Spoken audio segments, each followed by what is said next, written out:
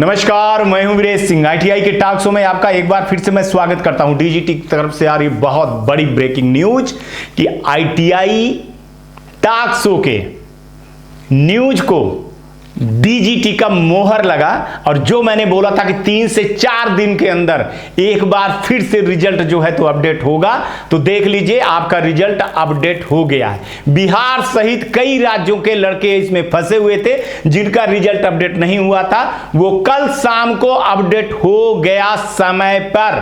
जो मैंने बोला था, जो न्यूज पे दिखाया था, वो पूरा हो गया है और आईटीआई टॉक शो की न्यूज पे डीजीटी का मोहर लग गया है और बाकी जो बकवास कर रहे थे तो उनके मुंह पे फिर से तमाचा लगा एक बार।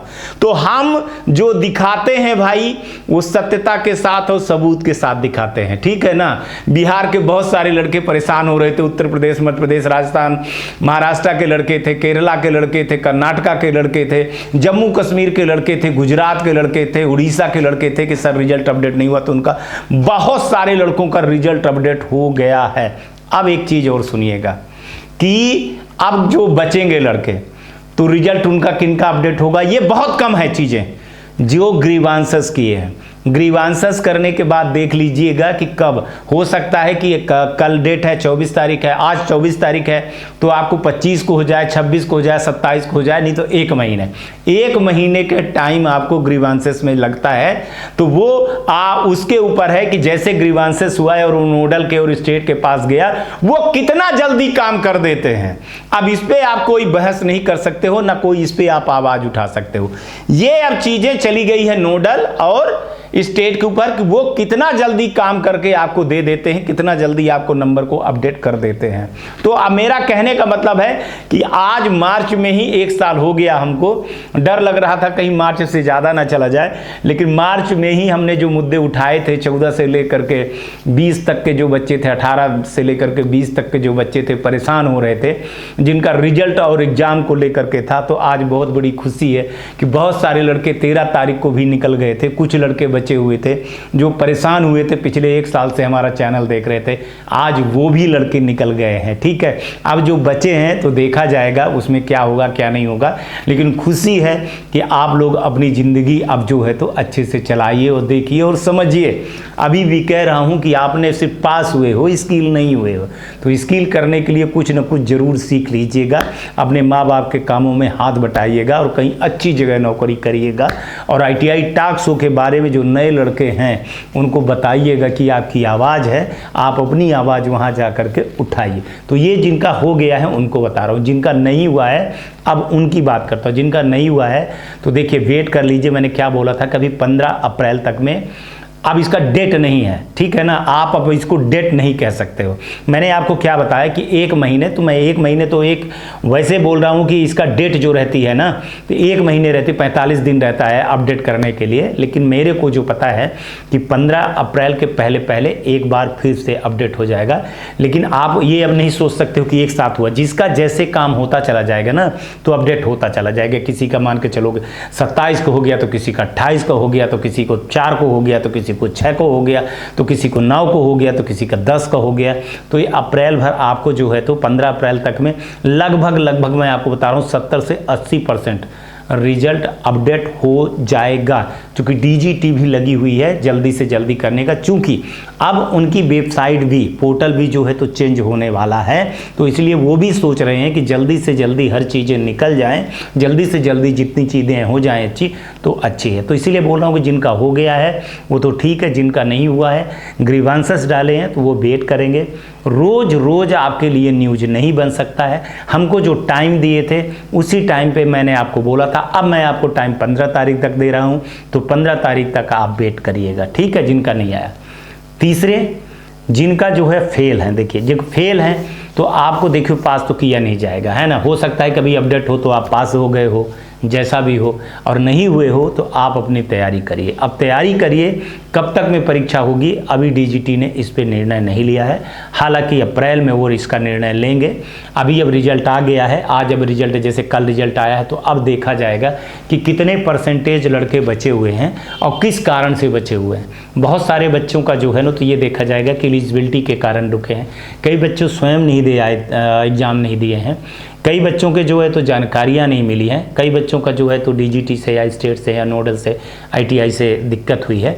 तो ये 4 पॉइंट हैं और ये 4 पॉइंट को अब देखा जाएगा, 1-2 तारीख तक में देखा जाएगा कि ऐसे कितने लड़के हैं। इसके बाद डीजीटी निर्णय लेगी कब हम एग्ज़ाम करवाएंगे, कब नहीं करवाएंगे।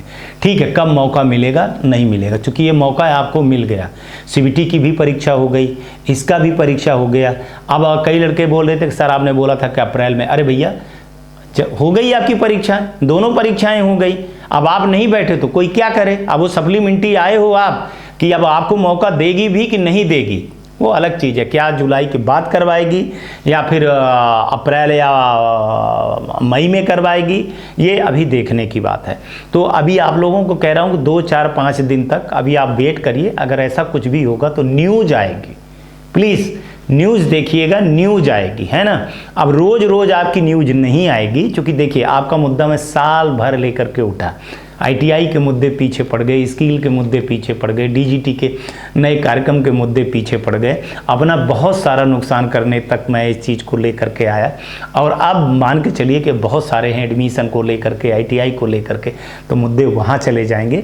इसलिए बोल रहा हूँ कि थोड़ा सा अब जो जिनका निकल गया है तो ठीक है। अब हमको भी लग रहा है कि अब आज फ़ोन की घंटियाँ आज बहुत बजी। सर थैंक यू शाम को, कि मतलब मैंने अभी तक बज रही, रात को आज 11 बजे शूटिंग कर रहा हूँ, तो अभी तक मैंने करीबन 10 बजे तक आया था। Thank you sir, thank you sir, आपने जो बोला उसके लिए। ठीक है, तो चलिए, सबका आपको खुशी होती है तो मेरे को खुशी होती है बहुत ज़्यादा, है ना।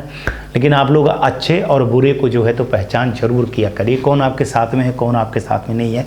हम न्यूज़ में जो दिखाते हैं वो सच दिखाते हैं, बकवास कोई चीज़ें नहीं चलती, ठीक है ना। एक भाई कोई किसी यूट्यूबर का दिखा रहा था कि 2023 में कोई फेल नहीं होगा, सबको डीजीटी पास करेंगे। तो अब सोच लो कि ऐसे ऐसे लोग हैं, तो इनका ये क्या कर रहे हैं, ये समाज में क्या फैला रहे हैं, है ना।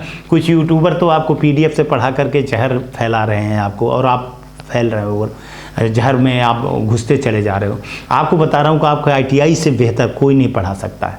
और निम्मी की किताब से ही पढ़िए, पीडीएफ से ना पढ़िए, निम्मी की किताब से पढ़िए और अपने आईटीआई पे पढ़िए। यूट्यूब से पढ़ेंगे तो हमेशा कन्फ्यूजन रहेगा। हो सकता है कि आपको सर्टिफिकेट मिल जाए, लेकिन आपको नौकरियाँ नहीं मिलेंगी, जैसे 8-8, 10-10 हज़ार। इसका एक रिसर्च आया है, इसका सर्वे आया है, मैं दिखाऊंगा आपको, बहुत जल्दी दिखाऊंगा, बहुत बताऊंगा कि देश के बहुत बड़े न्यूज़ ने, माने पेपर ने और एक एजेंसी ने इसका सर्वे किया था। ठीक है, तो उसकी सारी चीज़ें मैं आपको दिखाऊंगा, थोड़ा सा धीरज धरिए।